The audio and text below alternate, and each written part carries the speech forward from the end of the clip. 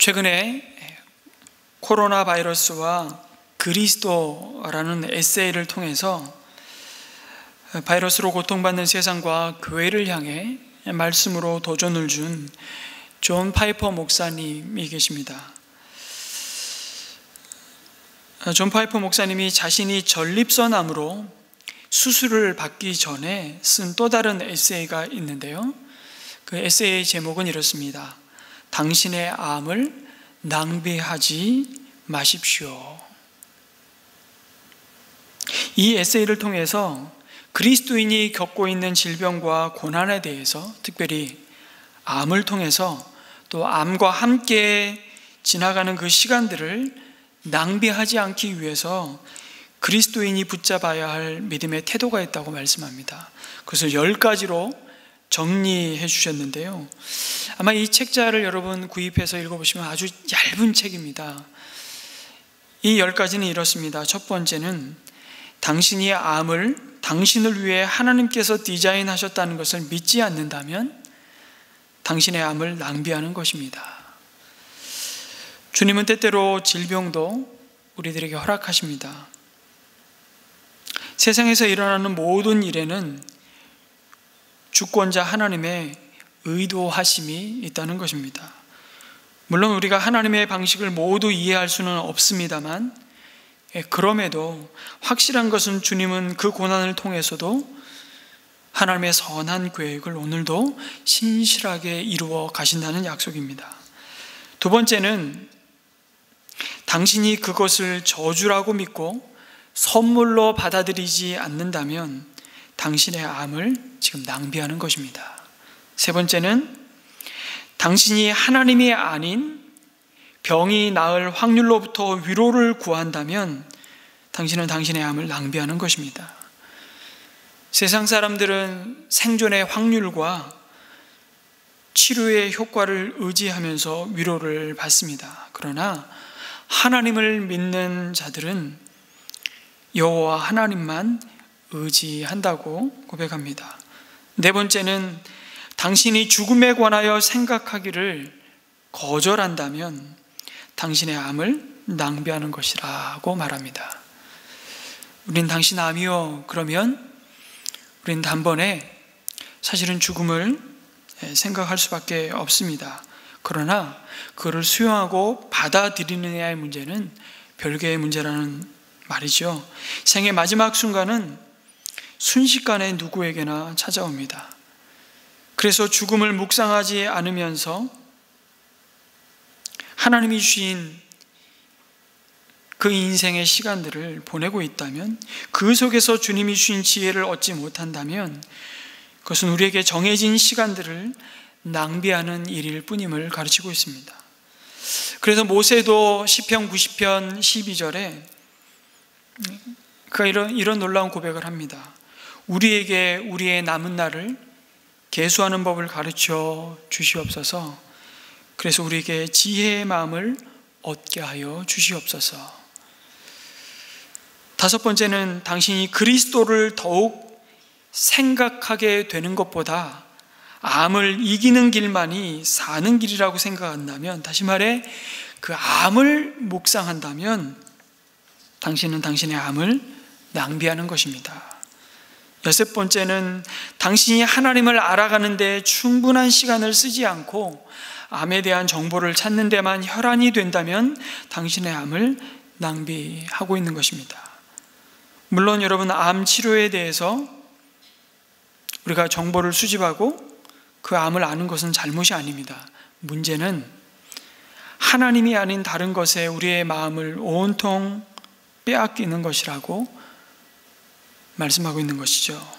일곱 번째는 당신이 사람들과 더 깊은 사랑의 관계를 세워가기보다 자신만의 외로움 속에 숨어버린다면 당신의 암을 낭비하는 것입니다.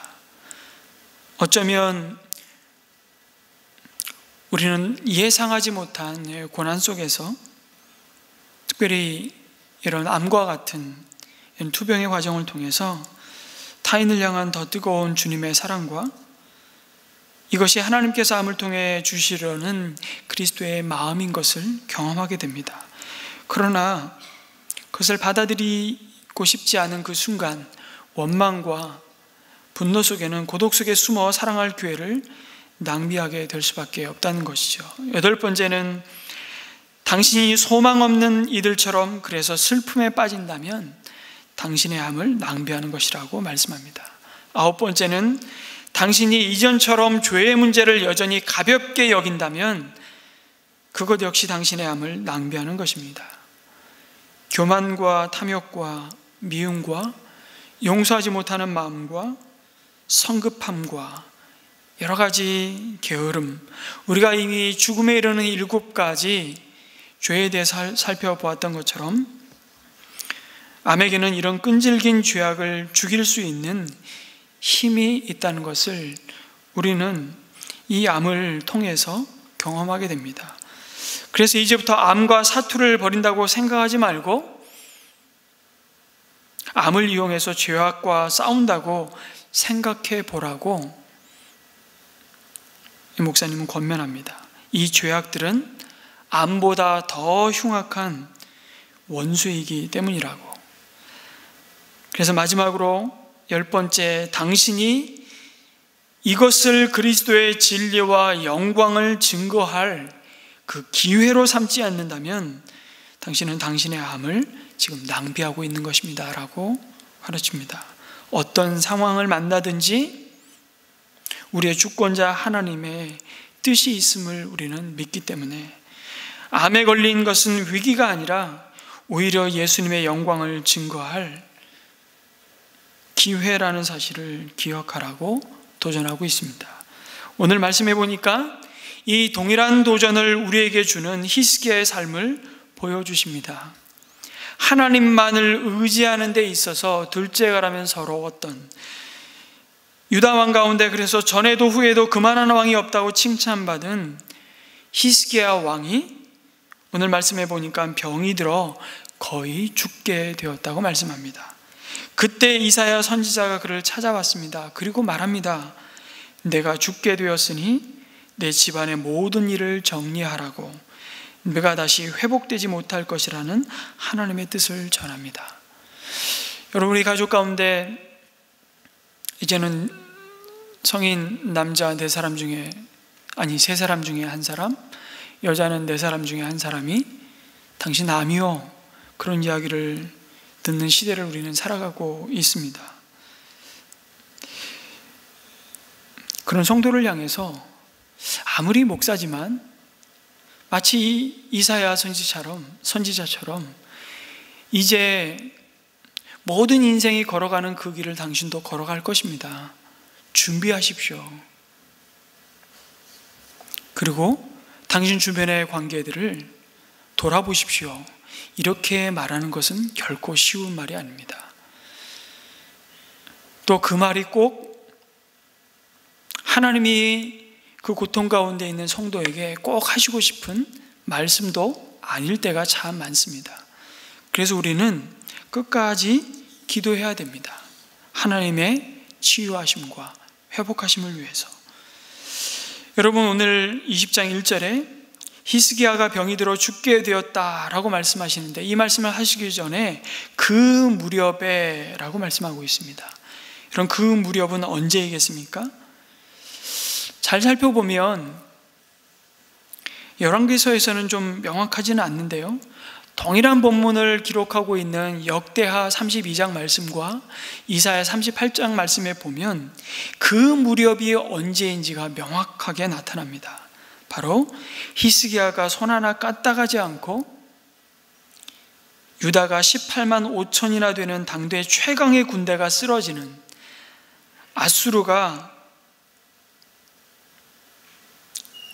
하나님 앞에 심판받는, 그래서 하나님의 구원의 은혜를 경험하는 이 일이 있은 후에 지금 히스기야가 병들었다고 말씀하고 있습니다. 여러 나라 사람들이 그 놀라운 하나님의 구원하심을 받은 그 유다를 향해서, 예루살렘을 향해서 예물을 가지고 주님께 드렸다고 말씀합니다. 그리고 유다 왕 히스기야에게 선물을 가져왔다고. 그때부터 히스기야는 여러 나라에서 존경을 받았다고 말씀합니다. 그리고 이어지는 말씀이 바로 그 무렵에 히스기야가 병이 들어 거의 죽게 되었다고 말씀합니다. 이런 흐름으로 보면 여러분, 이제 큰 위기를 지나고 이 숨 돌릴 쯤 되었는데, 이제 살만해졌는데, 이제 나라다운 나라를 세우고 이제 왕다운 왕노릇을 해볼 수 있는 그때에, 그리고 주변 나라들이 이제야 나를 알아보고 나를 존경하면서 예물을 가지고 내 앞에 머리를 조아리며 나를 찾아와서 나에게 지혜와 조언을 구하고 있는 이때에 히스기야에게 돌이킬 수 없는 커다란 고통이 찾아온 것입니다. 여러분, 이것이 믿는 자의 참 아이러니한 삶입니다. 아니, 모순처럼 보이는 혼란스러움입니다. 이런 것이죠. 나 잘난 맛에 하나님 모르고 교만하게 살다가 정말 하나님이 나를 불쌍히 여기셔서 극심한 환난에서 나를 건져 주셨습니다. 나중에 알고 보니까 그것이 다 하나님의 은혜였음을 깨닫게 됩니다. 그렇게 예수님을 영접하고 이제 값없이 주신 영원한 생명을, 은혜로 받은 그 기쁨과 감사와 감격을 누리고 있는데, 그런데 그때 고난이 찾아오는 것입니다. 불행 끝 행복 시작인 줄 알았는데 여전히 고난이 이어지는 거예요. 믿음으로 결정하고 하나님이 기록한 말씀대로 내 삶에 순종했더니 웬걸요, 여기저기서 시비를 걸어옵니다. 갈등이 밀려옵니다. 왜 그런 말 나오기 딱 좋은 경험 있지 않습니까? 한 집안에 종교가 2개이면 집안이 평안할 날이 없다고. 그래서 마음속에 이런 생각을 하는 거예요. 괜히 내가 예수 믿어가지고. 그런 의심까지 드는 상황들을 우리는 다 지나갑니다. 그런데 바로 그때가 여러분, 나의 믿음을 정금 같게 하시는 또 다른 하나님의 은혜가 임하는 때라고 말씀하시는 겁니다. 히스기야가 병들었을 때가 39살이었습니다. 왕으로서 전성기를 누릴 나이였습니다. 한창 일할 나이였습니다. 그런데 하필이면 지금 나에게 이런 일이 일어나는 것입니까? 이제야 뭔가를 제대로 해보려고 하는데 바로 그런 때였습니다. 타이밍이 참 절묘하지 않습니까? 그러나 그 모든 일은 그 상황 속에서는 잘 보이지 않지만 이 또한 하나님의 전적인 주권 가운데 있음을 인정하는 것이 하나님이 찾으시는 믿음임을 히스기야를 통해서 보여주십니다. 하나님은 우리의 힘을 때때로 다 빼시고요, 잠잠히 하나님만 바라보게 하시는 자리로 우리를 몰아가십니다. 그럴 때 여러분, 우리는 그 상황이 참 원망스럽기도 하고요, 하나님이 참 섭섭하고 서운하기도 합니다. 아니, 때때로 하나님께 분노가 일어나기도 합니다. 여러분, 그러나 하나님은 실수하지 않으십니다. 하나님은 그럼에도 불구하고 하나님의 얼굴을 바라보며 그의 도우심과 은혜를 구하고 엎드리는 자의 기도를 외면하지 않으십니다. 특별히 그 눈의 눈물을 보고 계심을 여러분 믿으시기 바랍니다. 고난에 고난이 연이어 올 때, 그때가 하나님이 일하실 때임을 여러분 믿으시기 바랍니다. 이사야로부터 자신의 죽음이 임박했음을 전해 듣고 히스기야가 보인 반응을 한번 보시기 바랍니다. 히스기야는 그 얼굴을 벽 쪽으로 돌리고 하나님께 통곡하며 눈물로 기도합니다. 이사야가 이 말을 전했을 때 이사야가 벽 쪽으로 그 얼굴을 돌렸다, 이 부분을 전혀 다르게 해석하는 묵상이 있습니다. 좀 혼란스럽기도 합니다. 여러분, 사람이 어떤 말을 주고받다가 얼굴을 벽 쪽으로 돌릴 때, 그때는 어느 때입니까? 네? 삐졌을 때죠. 안 쳐다보는 겁니다. 하나님 앞에 원망과 섭섭함과 내가 어떻게 하나님을 위해서 그런 기도를 또 올리지 않습니까? 그 기도의 내용을 우리가 어떻게 해석하느냐도 우리가 히스기야를 통해서, 이 과정을 통해서, 이 시간 속에서 우리가 정말 놓치지 말아야 할 믿음의 태도가 무엇인지를 우리는 좀 잘 분별하고 묵상해야 될 텐데요. 어쨌든 그럴 수 있습니다. 벽을 향했다, 하나님께 삐졌을 수 있습니다. 그러나 또 한편으로 보면 벽을 향해서 히스기야가 취한 태도는 무엇입니까? 기도했다는 것입니다.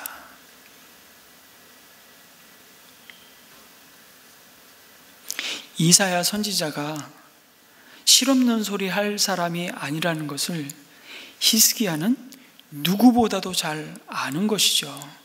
그런데 그 이사야의 입을 통해서, 하나님의 사람 이사야의 입을 통해서 당신 죽는다, 그러니 당신의 다음 왕과 이 왕가를 정리해라, 죽음을 준비하라고 말하는 그 말은 허튼 소리가 아니었습니다. 그럼에도 불구하고 이사야는 벽을 향하여 다른 사람 쳐다보지 않고 내가 이 상황을 벗어나고 모면할 수 있는 다른 것 붙잡지 않고 바라보지 않고 의지하지 않고 하나님만을 향해서 잠잠히 기도하고 있는 이사야의 또 다른 믿음의 모습을 보여줍니다. 특별히 이사야 38장에 보면요, 그때의 히스기야가 품었던 심경이 아주 잘 드러나 있습니다. 하나님께 드렸던 자신의 기도를 열왕기하 오늘 20장 말씀에는 간략하게 소개하고 있는데, 이사야 38장에 보면요, 아주 상세히 그가 드린 기도가 시로 고백되고 있음을 보여주십니다. 그 말씀에 이런 말씀이 있습니다. 한번 보실까요? 주님께서 말씀하셨고 주님께서 그대로 이루셨는데 내가 무슨 말을 더 하겠는가? 나의 영혼이 번민에 쌓여 있으므로 내가 잠을 이룰 수 없다. 주님을 섬기고 살겠습니다. 주님만 섬기겠습니다. 저를 낫게 하여 주셔서 다시 일어나게 하여 주십시오.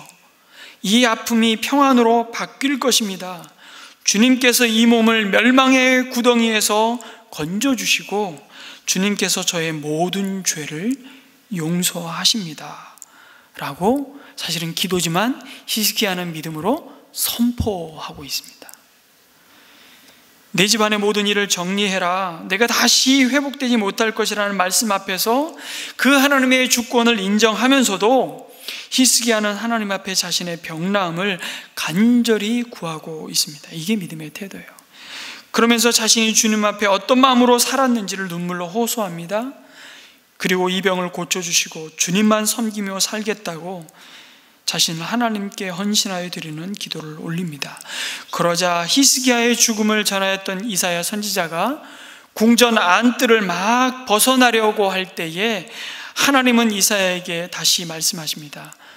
히스기야 왕의 기도를 들으셨다고, 그 눈물을 내가 보았다고 하시며 내가 히스기야를 고쳐주겠다고, 내가 그에게 15년의 삶을 연장하겠다고 말씀하십니다. 이 장면에서 우리는 참 하나님은 한 입 갖고 두 말 하시는 참 변덕스러운 하나님처럼 보이기도 합니다. 그것도 금방 마음을 그렇게 바꾸실 것 같으면 애초부터 말이나 하지 마시지, 체면 깎이시게. 아마 이사야가 이 말을 전할 때 정말 아니 이렇게 말씀하실 걸 내가 전하고 금방 말 바꾸는 신용 없는 사람처럼 왜 나를 이렇게 취급하시나, 뭐 이런 생각 했을 수도 있을 겁니다. 그런데 여러분, 이게 하나님의 성품입니다.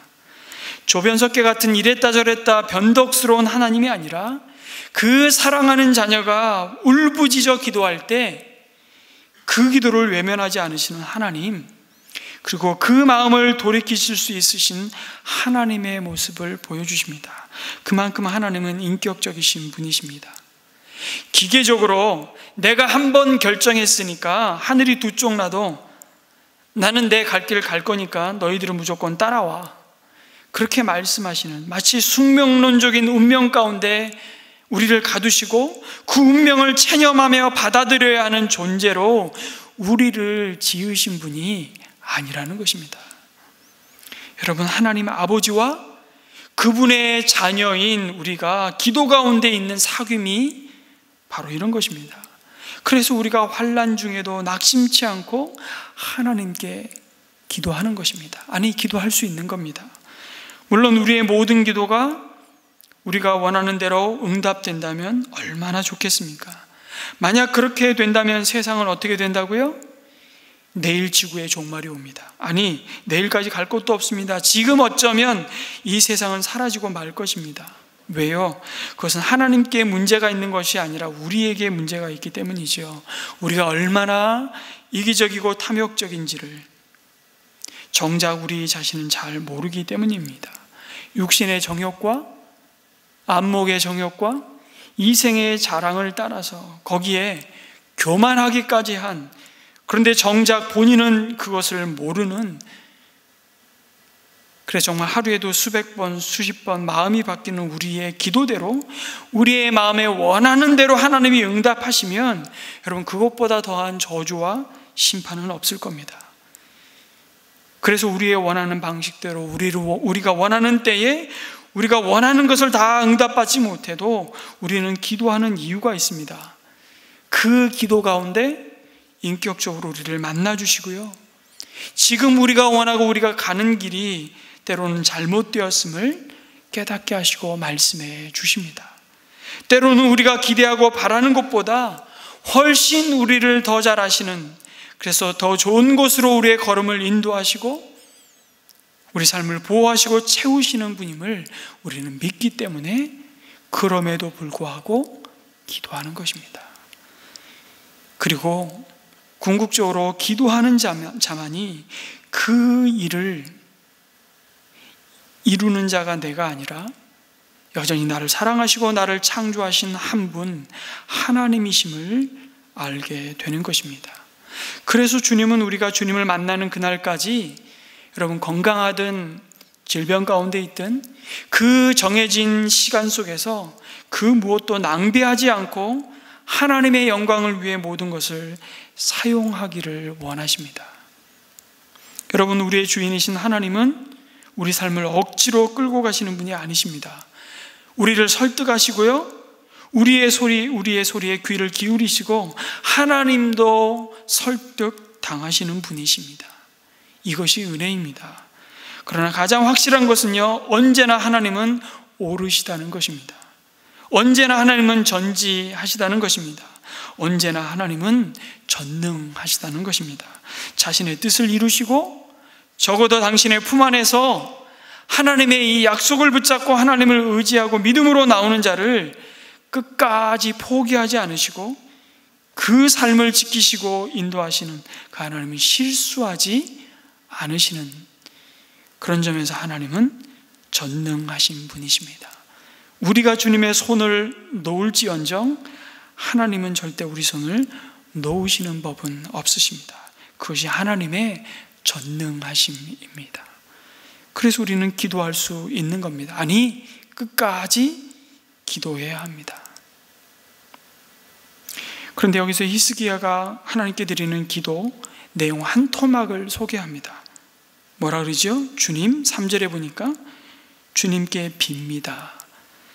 제가 주님 앞에서 진실하게 살아온 것과 온전한 마음으로 순종한 것과 주님께서 보시기에 선한 일을 한 것을 뭐 해달라고요? 기억해 주십시오. 이 한마디로 제가 하나님 앞에서 얼마나 믿음으로 하나님의 말씀에 순종하며 진실하게 살았는지를 기억해 달라고 말하는, 이 한마디로 히스기야의 믿음이 얼마나 귀한 믿음이었는지를 보게 됩니다.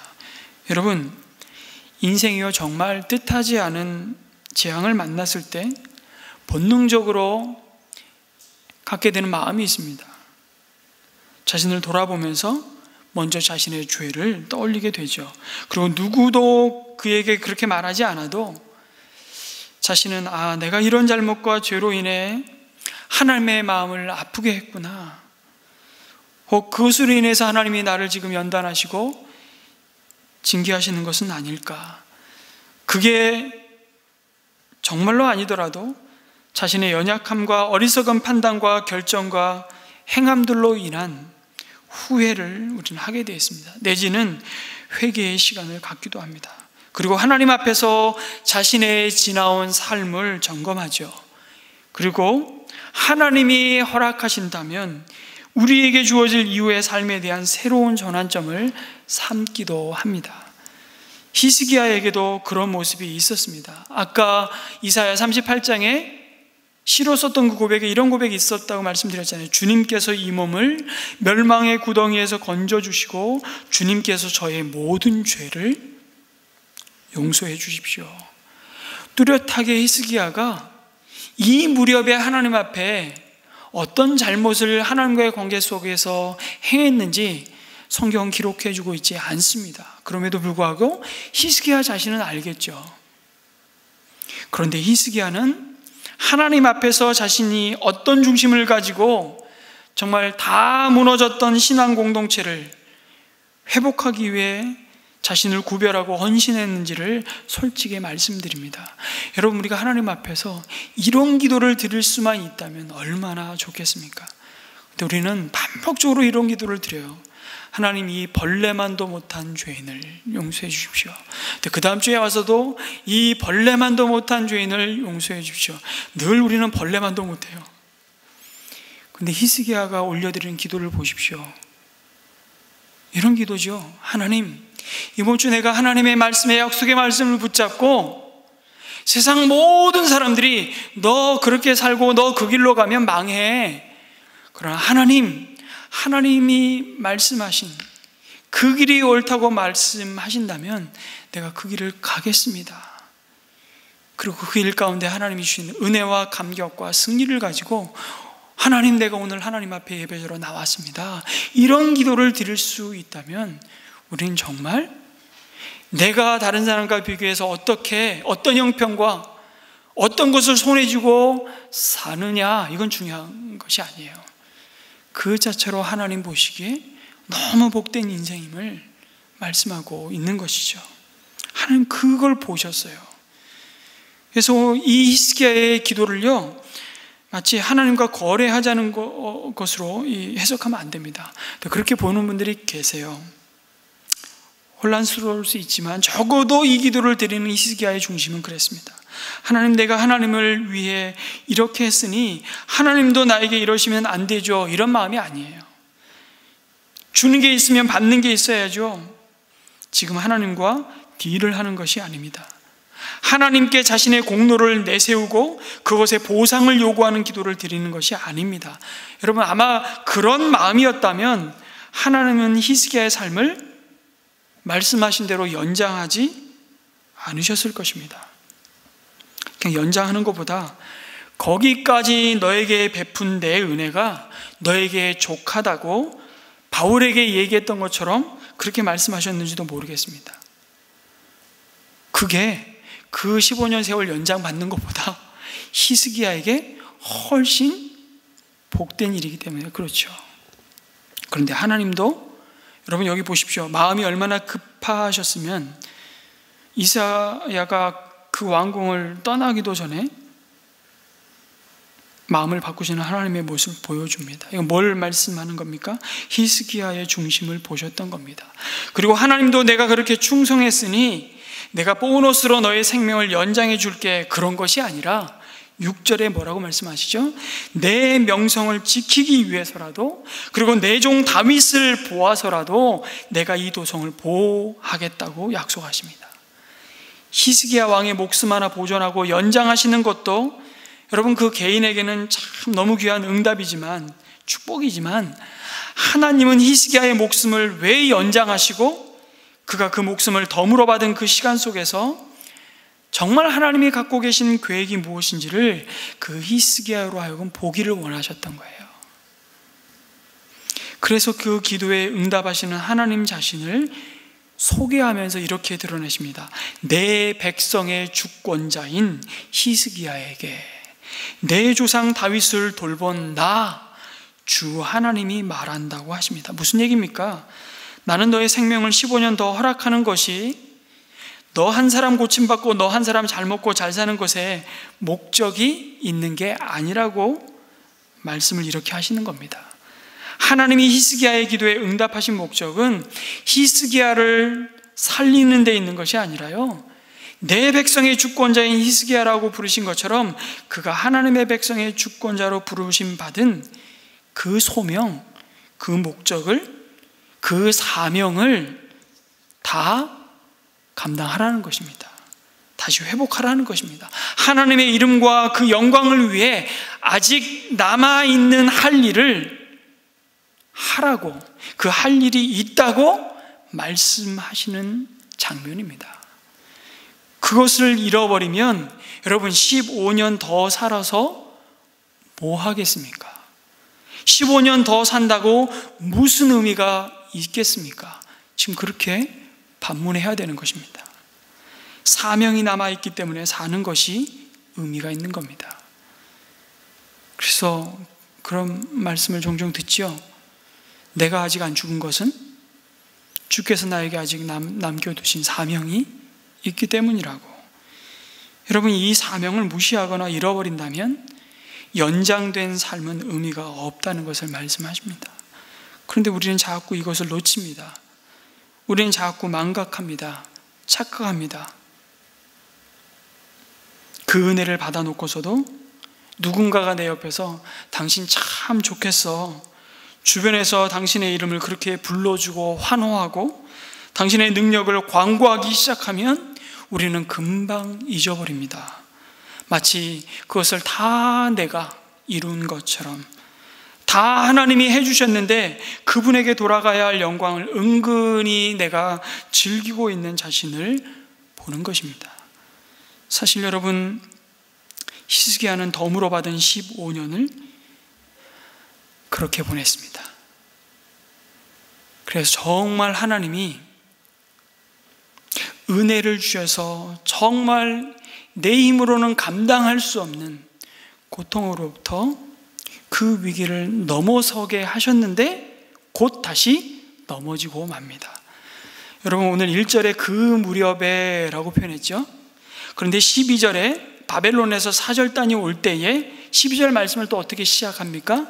그때에, 앞에 표현하고 똑같은 겁니다. 사실 그 무렵에, 앞에 그 무렵과 뒤에 그 무렵 사이에 그 시간, 정해진 시간 속에서 히스기야는 하나님이 그 삶을 연장하신 삶의 목적을 사실은 잃어버렸어요.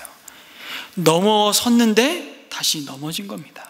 참 아픈 역사죠. 만약 15년을 더 살지 않았었다면, 역사에는 가정법이 없습니다. 그 역사는 그냥 그 역사를 해석하고 그 역사에 대한 판단이 있을 뿐입니다. 결과가 있을 뿐이죠. 그 결과를 해석하는 해석된 역사만 남아있을 뿐입니다. 안타깝지만. 여러분, 이러한 히스기야의 모습을 역대하 32장 24절에 이렇게 말씀합니다. 같이 한번 읽겠습니다. 시작. 히스기야가 주님께 기도하니 주님께서 그에게 응답하시고 회복될 것이라고 하는 징조를 보여주셨다. 그러나 히스기야가 교만한 마음으로 받은 바 은혜에 감사하지 않으므로 하나님의 진노가 히스기야와 유다 백성과 예루살렘 주민에게 내렸다. 여러분, 문제는 은혜 받고 난 다음입니다. 정말 불면 무너지고 흔적도 없이 사라질 만큼 참 초라하고 보잘것 없던 나라, 누구 입장에서 보면요, 여러분, 아수르 입장에서 보면 그런 유다를 정복하기 위해 당시 문명에서 최초의 기마병을 가졌던, 말을 타고 활을 쏘았던 최초의 문명입니다.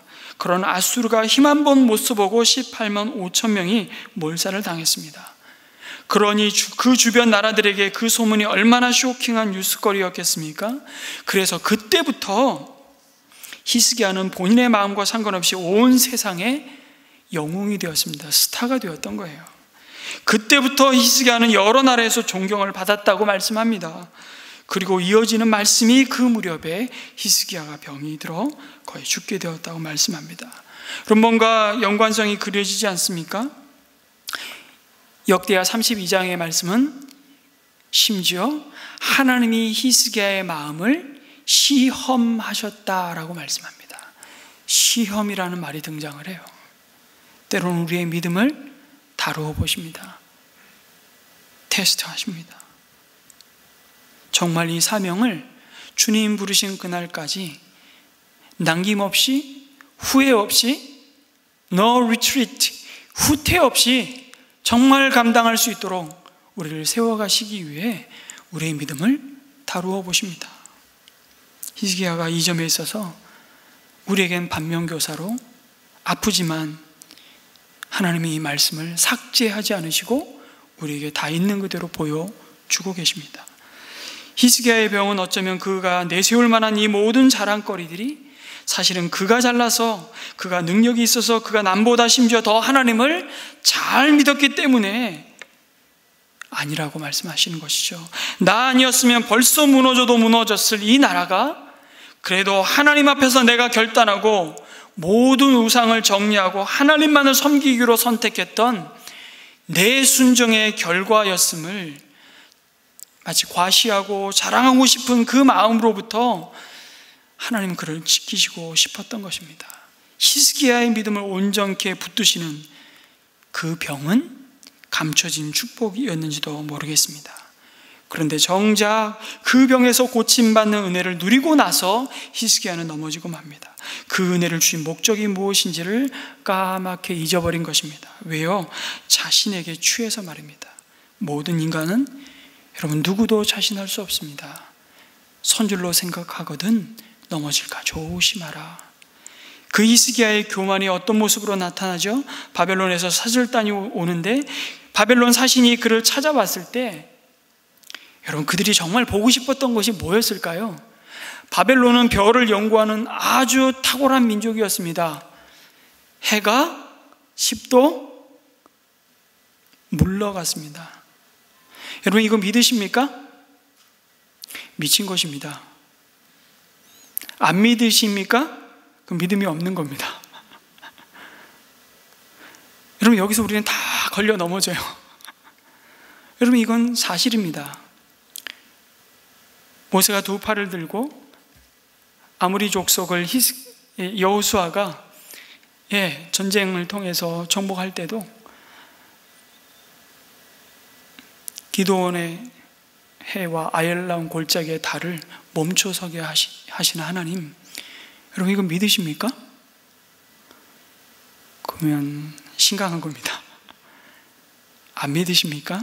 그럼 믿음이 없는 겁니다. 왜 그렇죠?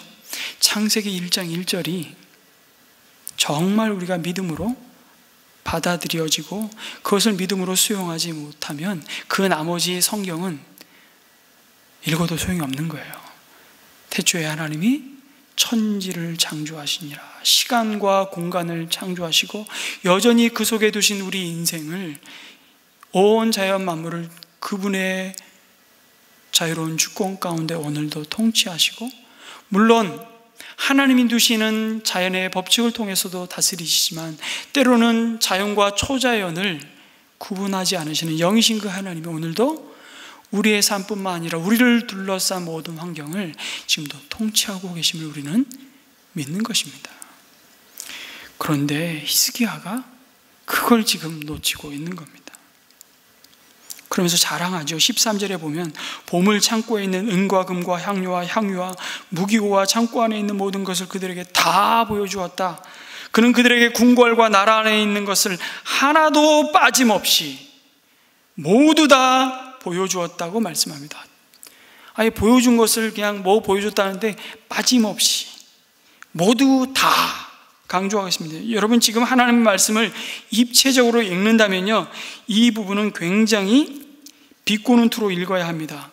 지금 히스기야가 하나도 빠짐없이 모두 다 보여주었다는 것은 내가 얼마나 대단한지 아마 그들은 이번 기회에 확실히 보았을 거야. 이제 아수르와 맞짱 뜨려면 이 주변 나라들은 내 도움과 나와 손잡아야 된다는 것을 그들이 아주 똑똑히 봤을 거야. 내가 그걸 보여줬거든. 이런 마음을 지금 보여주는 말씀입니다.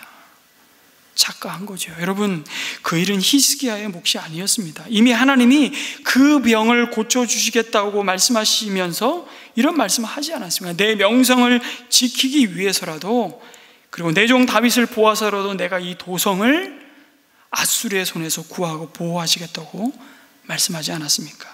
그러면 히스기야는 바벨론 사신들이 자신을 찾아왔을 때 무슨 얘기를 해야 됐을까요? 그들에게 살아계신 하나님만이 이 모든 고난과 위기에서 구원하셨다고 증거할 수 있는 절호의 기회였습니다. 그러나 히스기야의 마음은 이미 자신을 보여주고 싶은 것으로 가득 찼습니다. 히스기야는 그의 고난으로 말미암아 하나님의 진리와 영광을 증거할 기회로 삼지 않으므로 그의 고난을 낭비하고 말았습니다. 그것은 영혼의 암, 바로 교만 때문이었습니다. 왜 15년의 삶을 연장하셨습니까? 히스기야가 하나님께 물어야 했습니다. 왜 10년도 아니고 20년도 아니고 30년도 아닌 15년입니까? 물어야죠. 그 물음 속에 그러면 내가 너에게 몇 년 더 살게 해주랴 하나님이 다시 되묻겠습니까? 지금 그런 질문이 아니잖아요. 하나님 덤으로 은혜로 받은 이 선물 같은 시간을 하나님 도대체 무엇을 위해서 어떻게 사용하기를 원하십니까? 그것을 물어야 되죠. 근데 히스기야는 묻지 않았습니다. 그 하나님의 마음을 품었어야 함에도 묻지 않았습니다. 최소 15년이라면 여러분, 그게 다음 세대를 준비시킬 수 있는 최소한의 기간이었는지도 모르겠습니다. 그것을 물었어야 했는데 히스기야는 그만 자신이 기도했을 때 하나님이 시간을 거꾸로 돌리실 만큼 자신을 사랑하시고 자신의 기도에 응답하셨던 그 자신의 경건을, 자신의 자부심을, 자신이 하나님께 인정받았다는 이 사실을 자랑하는 것으로 끝나고 맙니다. 여러분, 우리는 빨리 잊어버려야 할 것이 있습니다. 자랑할 만한 업적입니다. 보여주고 싶고 과시하고 싶고 내세우고 싶은 자신만이 갖고 있는 경건의 모습을 빨리 잊어버려야 됩니다. 나도 왕년에 다 해봤어. 왕년에 나도 기도 안 해본 줄 알아? 여러분, 우리는 자랑할 것이 없는 자들입니다. 지금 이 시간, 지금 오늘 나를 두신 그 자리에서 오늘이라는 그 시간을 통해서 하나님 당신의 삶을 하나님이 이루시고자 하시는 그 목적을 위해 사용하는 데 순종하기를 원하시는 것이죠.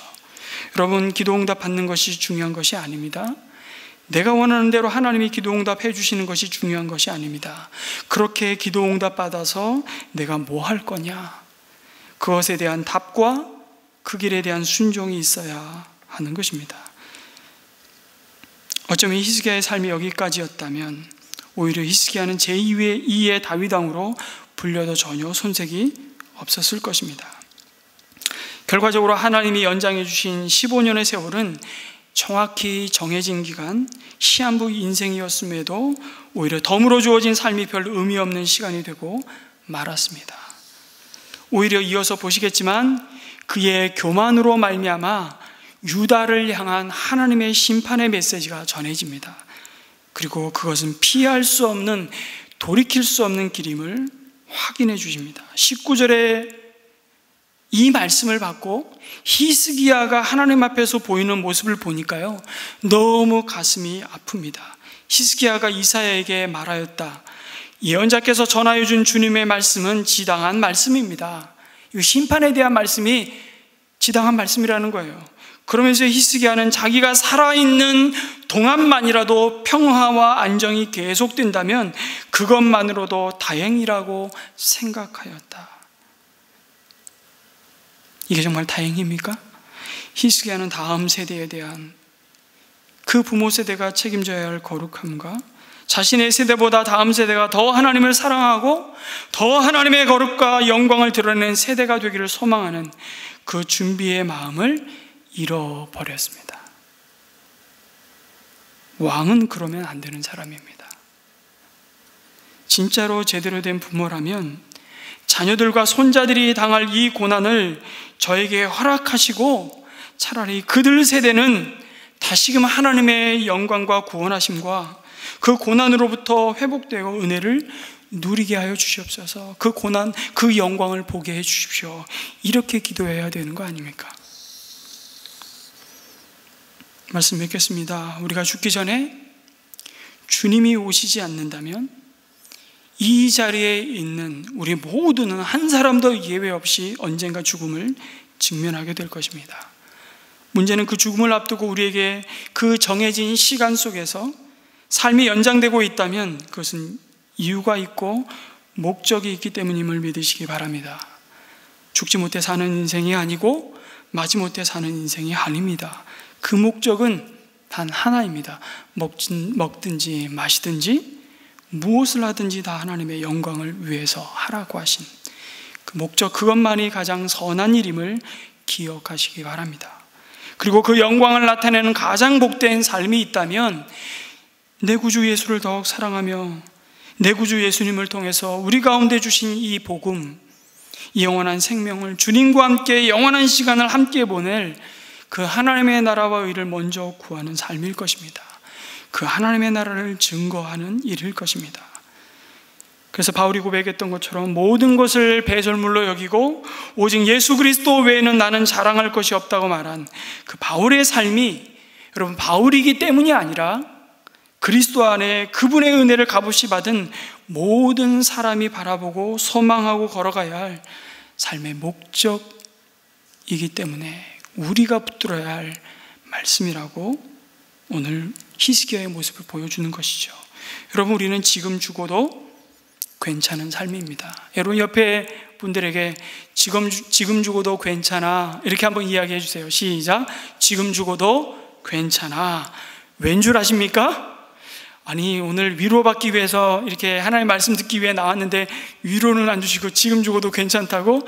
왠 줄 아십니까? 예수 그리스도 안에서 생명을 이미 소유한 자들이기 때문입니다. 믿으십니까? 아멘. 왜 아멘이 없으시죠? 여러분, 우리가 시한부 인생임을 알고 살아가는 것은 하나님의 은혜입니다. 왜냐하면 그 정해진 시간들을 하나님 앞에서 정산할 것을 두렵고 떨림으로 우리가 살아갈 수 있고 기대와 설렘과 소망을 가지고 살아가기 때문입니다.